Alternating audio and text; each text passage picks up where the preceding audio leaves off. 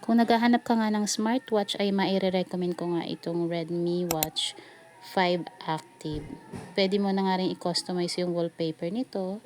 At napakarami ngang workouts na pwede mong matrack gamit to. May treadmill, hiking, jump rope, running, at marami pang iba. Natatrack na nga din yung steps mo in a day. So, ngayon nakatuwan pa lang ako. May workout history, natatrack niya din yung heart rate mo, at yung sleep. For girls, madedetect niya rin yung iyong fertile period. May timer, may stopwatch, at may word clock din.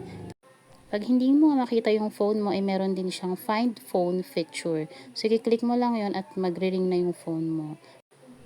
Very affordable, lightweight, at user-friendly rin. Madali lang siyang i-set up. Kaya kung gusto nyo rin ito, yung link nasa comment section.